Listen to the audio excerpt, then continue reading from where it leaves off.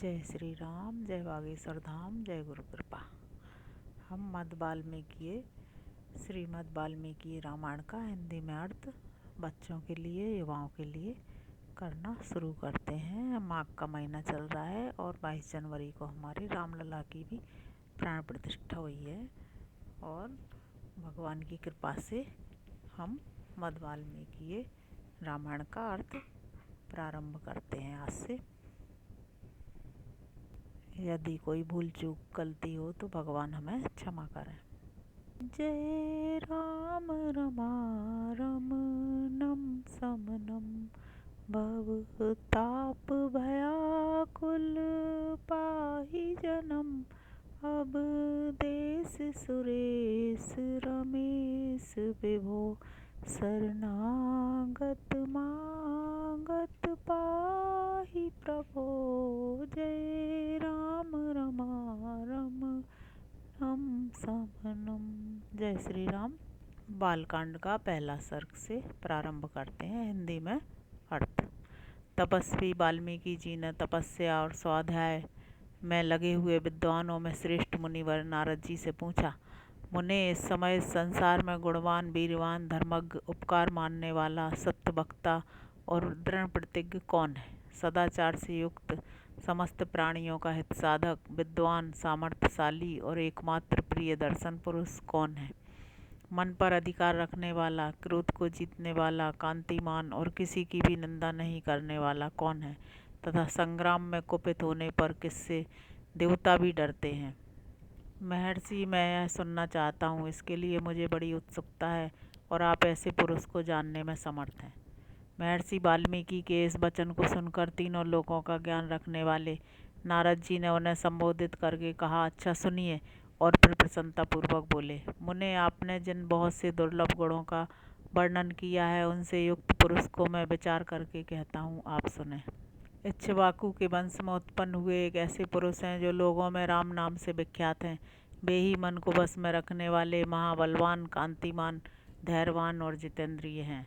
वे बुद्धिमान, नीतिज्ञ, वक्ता, शोभायमान तथा शत्रु संहारक हैं। उनके कंधे मोटे और भुजाएं बड़ी बड़ी हैं। ग्रीवा शंख के समान और थोड़ी मांसल है। उनकी छाती चौड़ी तथा धनुष बड़ा है। गले के नीचे की हड्डी मांस से छिपी हुई है। वे शत्रुओं का दमन करने वाले हैं। भुजाएं घुटने तक लंबी हैं। मस्तक सुंदर है, ललाट भव्य और चाल मनोहर है।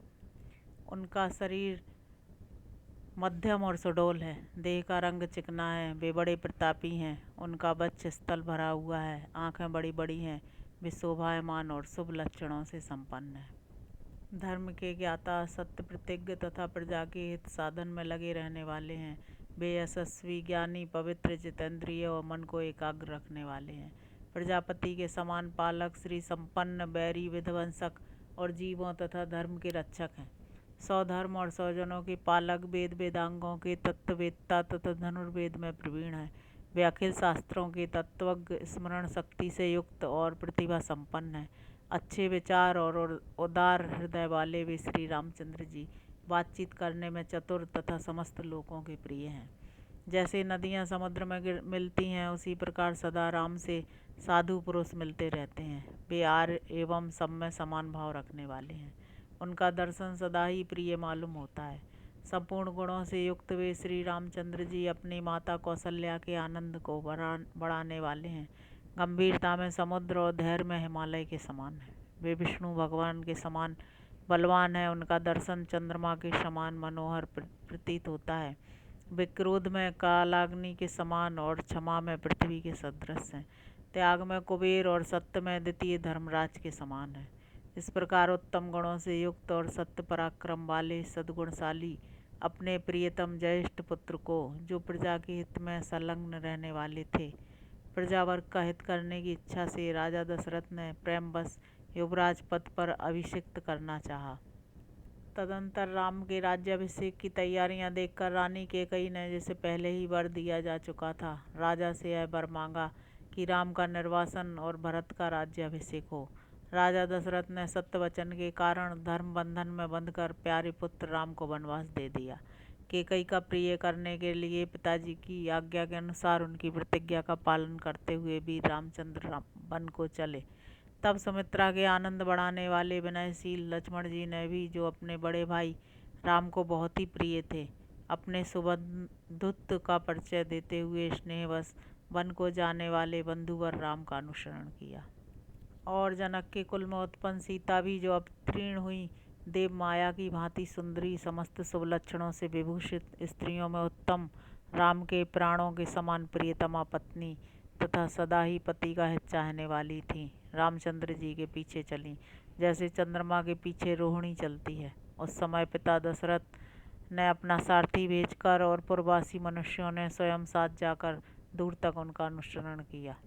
फिर श्रृंगवेरपुर में गंगा तट पर अपने प्रिय निषाद राजगुह के पास पहुंचकर धर्मात्मा श्री रामचंद्र जी ने सारथी को अयोध्या के लिए विदा कर दिया। निषाद राजगुह लक्ष्मण और सीता के साथ राम ये चारों एक वन से दूसरे वन में गए। मार्ग में बहुत जलों वाली अनेकों नदियों को पार करके भरद्वाज के आश्रम पर पहुँचे और गुह को वहीं छोड़ भरद्वाज मुनि की आज्ञा से चित्रकूट पर्वत पर गए। वहाँ वे तीनों देवता और गंधर्वों के समान वन में नाना प्रकार की लीलाएं करते हुए एक रमणीक पर्णकुटी बनाकर उसमें सानंद रहने लगे। राम के चित्रकूट चले जाने पर पुत्र शोक से पीड़ित राजा दशरथ उस समय पुत्र के लिए विलाप करते हुए स्वर्गगामी हुए। उनके स्वर्ग गमन के पश्चात वशिष्ठ आदि प्रमुख ब्राह्मणों द्वारा राज्य संचालन के लिए नियुक्त किए जाने पर भी महाबलशाली वीर भरत ने राज्य की कामना न करके पूज्य राम को प्रसन्न करने के लिए वन को ही प्रस्थान किया। वहां पहुंचकर सद्भावना युक्त भरत जी ने अपने बड़े भाई सत्य पराक्रमी महात्मा राम से याचना की और यूँ कहा, धर्मज्ञ आप ही राजा हो।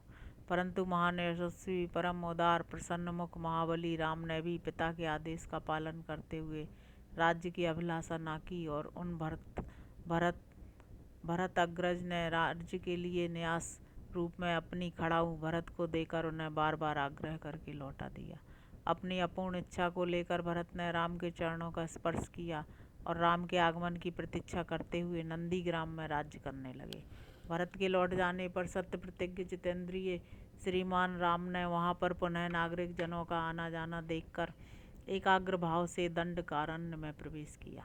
उस महान वन में पहुंचने पर कमल लोचन राम ने विराध नामक राक्षस को मारकर सर्वभंग सुतीक्ष्ण अगस्त मुनि तथा अगस्त के भ्राता का दर्शन किया। फिर अगस्त मुनि के कहने से उन्होंने इंद्रधनुष, एक खंग और 2 तुरीण, जिनमें बाण कभी नहीं घटते थे, प्रसन्नतापूर्वक ग्रहण किए।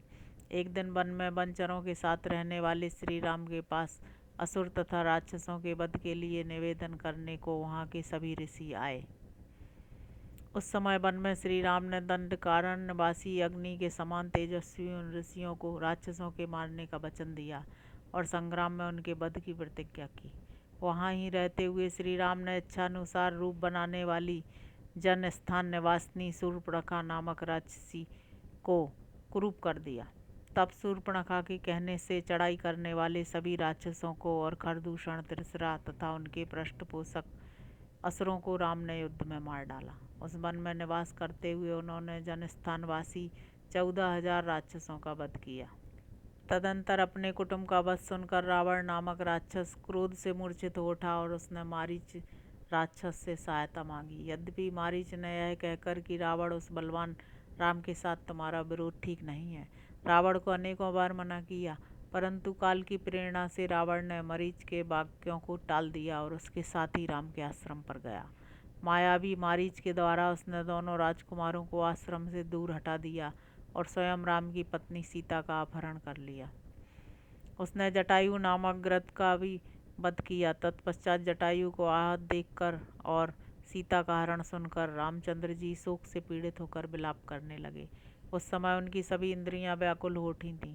फिर उसी शोक में पड़े हुए उन्होंने जटायु गृध का अग्नि संस्कार किया और वन में सीता को ढूंढते हुए कबंध नामक राक्षस को देखा, जो शरीर से विकृत तथा भयंकर दिखने वाला था। महाबाहु राम ने उसे मारकर उसका भी दाह किया, अतः वह स्वर्ग को चला गया। जाते समय उसने राम से धर्मचारिणी सबरी का पता बतलाया और कहा, रघुनंदन, आप धर्मपरायण सन्यासिनी सबरी के आश्रम पर जाइए। शत्रुहंता महान तेजस्वी दशरथ कुमार राम सबरी के यहाँ गए, उसने इनका भली भांति पूजन किया। फिर वे पंपासर के तट पर हनुमान नामक बानर से मिले और उन्हीं के कहने से सुग्रीव से भी मेल किया। तदंतर महाबलवान राम ने आदि से ही लेकर जो कुछ हुआ था वह और विशेषतः सीता का वृत्तांत सुग्रीव से कह सुनाया। वानर सुग्रीव ने राम की सारी बातें सुनकर उनके साथ प्रेम पूर्वक अग्नि को साक्षी बनाकर मित्रता की। उसके बाद वानर राज सुग्रीव ने स्नेहवश बाली के साथ बैर होने की सारी बातें राम से दुखी होकर बतलाईं। उस समय राम ने बाली को मारने की प्रतिज्ञा की। तब वानर सुग्रीव ने वहाँ बाली के बल का वर्णन किया, क्योंकि सुग्रीव को राम के बल के विषय में बराबर शंका बनी रहती थी। राम की प्रतीति के लिए उन्होंने दुदुम्बी दैत्य का महान पर्वत के समान विशाल शरीर दिखलाया। महाबली महाबाहु श्री राम ने तनिक मुस्कुराकर उस अस्थि समूह को देखा और पैर के अंगूठे से उसे 10 योजन दूर फेंक दिया। फिर एक ही महान बाण से उन्होंने अपना विश्वास दिलाते हुए 7 ताल वृक्षों को और पर्वत तथा रसातल को बीन डाला। तदंतर राम के इस कार्य से महाकपि सुग्रीव मन ही मन प्रसन्न हुए और उन्होंने राम पर विश्वास हो गया। फिर वे उनके साथ किष्किंधा गुहा में गए। वहाँ पर सुवर्ण के समान पिंगल वर्ण वाले वीरवर सुग्रीव ने गर्जना की। उस महानाद को सुनकर वानर राज बाली अपने पत्नी तारा को आश्वासन देकर तत्काल घर से बाहर निकला और सुग्रीव से भिड़ गया। वहाँ राम ने बाली को एक ही बाण से मार गिराया। सुग्रीव के कथन अनुसार उस संग्राम में बाली को मारकर उसके राज्य पर राम ने सुग्रीव को ही बिठा दिया। तब उन वानर राज ने भी सभी वानरों को बुलाकर जानकी का पता लगाने के लिए उन्हें चारों दिशाओं में भेज दिया। तत्पश्चात संपाति नामक गृध के कहने से बलवान हनुमान जी 100 योजन विस्तार वाले क्षार समुद्र को कूद कर लांग गए। वहाँ रावण पालित लंकापुरी में पहुंचकर उन्होंने अशोक वाटिका में सीता को चिंतामग्न देखा। तब उन विदेह नंदिनी को अपनी पहचान देकर राम का संदेश सुनाया और उन्हें सांत्वना देकर उन्होंने वाटिका का द्वार तोड़ डाला। फिर 5 सेनापतियों और 7 मंत्री कुमारों की हत्या कर वीर अक्ष कुमार का भी कचूमर निकाला। इसके बाद वे पकड़े गए। ब्रह्मा जी के वरदान से अपने को ब्रह्मपाश से छूटा हुआ जानकर भी वीर हनुमान जी ने अपने को बांधने वाले उन राक्षसों का अपराध स्वेच्छानुसार सह लिया। तत्पश्चात मिथिलेश कुमारी सीता के अतिरिक्त समस्त लंका को जलाकर वे महाकपि हनुमान जी राम को प्रिय संदेश सुनाने के लिए लंका से लौट आए। अपरिमित बुद्धिशाली हनुमान जी ने वहाँ जा महात्मा राम की प्रदक्षिणा करके यूँ सत्य निवेदन किया, मैंने सीता जी का दर्शन किया है। इसके अनंतर सुग्रीव के साथ भगवान राम ने महासागर के तट पर जाकर सूर्य के समान तेजस्वी बाणों से समुद्र को क्षुब्ध किया। तब नदीपति समुद्र ने अपने को प्रकट कर दिया। फिर समुद्र के ही कहने से राम ने नल से पुल निर्माण कराया। उसी पुल से लंकापुरी में जाकर रावण को मारा। फिर सीता के मिलने पर राम को बड़ी लज्जा हुई। तब भरी सभा में सीता के प्रति वे मर्मभेदी वचन कहने लगे। उनकी इस बात को न सह सकने के कारण साध्वी सीता अग्नि में प्रवेश कर गई। इसके बाद अग्नि के कहने से उन्होंने सीता को निष्कलंक माना। महात्मा रामचंद्र जी के इस महान कर्म से देवता और ऋषियों सहित चराचर त्रिभुवन संतुष्ट हो गया। फिर सभी देवताओं ने इससे पूजित होकर राम बहुत ही प्रसन्न हुए और राक्षस राज विभीषण को लंका के राज्य पर अभिषिक्त करके कृतार्थ हो गए। उस समय निश्चिंत होने के कारण उनके आनंद का ठिकाना ना रहा। यह सब हो जाने पर राम देवताओं से वर पाकर और मरे हुए वानरों को जीवन दिलाकर अपने सभी साथियों के साथ पुष्पक विमान पर चढ़कर अयोध्या के लिए प्रस्थित हुए। भरद्वाज मुनि के आश्रम पर पहुंचकर सबको आराम देने वाले सत्य पराक्रमी राम ने भरत के पास हनुमान को भेजा। फिर सुग्रीव के साथ कथा वार्ता कहते हुए पुष्पक का आरूढ़ होकर वे नंदीग्राम को गए। निष्पाप रामचंद्र जी ने नंदीग्राम में अपनी जटा काटकर भाइयों के साथ सीता को पाने के अनंतर पुनः अपना राज्य प्राप्त किया है। अब राम के राज्य में लोग प्रसन्न, सुखी, संतुष्ट, पुष्ट, धार्मिक तथा रोग व्याधि से मुक्त रहेंगे। उन्हें दुर्भिक्ष का भय न होगा। कोई कहीं भी अपने पुत्र की मृत्यु नहीं देखेंगे। स्त्रियां विधवा न होंगी, सदा ही पतिव्रता होंगी। आग लगने का किंचित भी भय न होगा। कोई प्राणी जल में नहीं डूबेंगे। बात और जौहर का थोड़ा भी भय नहीं रहेगा। क्षुधा तथा चोरी का डर भी जाता रहेगा। सभी नगर और राष्ट्र धन धान्य संपन्न होंगे। सत्ययुग की भांति सभी लोग सदा प्रसन्न रहेंगे। महायशस्वी राम बहुत से सुवर्णों की दक्षिणा वाले 100 अश्वमेध यज्ञ करेंगे। उनमें विधि पूर्वक विद्वानों को 10,000 करोड़ गऊ और ब्राह्मणों को अपरिमित धन देंगे तथा 100 गुने राजवंशों की स्थापना करेंगे। संसार में चारों वर्णों को वे अपने अपने धर्म में नियुक्त रखेंगे। फिर 11,000 वर्षों तक राज्य करने के अनंतर श्री रामचंद्र जी अपने परम धाम को पधारेंगे। वेदों के समान पवित्र पापनाशक और पुण्यमय इस रामचरित को जो पढ़ेगा वह सब पापों से मुक्त हो जाएगा। आयु बढ़ाने वाली इस रामायण कथा को पढ़ने वाला मनुष्य मृत्यु के अनंतर पुत्र पौत्र तथा अन्य परिजन वर्ग के साथ ही स्वर्गलोक में प्रतिष्ठित होगा। इसे ब्राह्मण पढ़ें तो विद्वान हो, क्षत्रिय पढ़ता हो तो पृथ्वी का राज्य प्राप्त करे, वैश्य को व्यापार में लाभ हो और शूद्र भी प्रतिष्ठा प्राप्त करे। इस प्रकार श्री वाल्मीकि निर्मित आर्ष रामायण आदि काव्य के बालकांड में पहला सर्ग पूरा हुआ। जय श्री राम, जय बागेश्वर धाम, जय गुरु कृपा।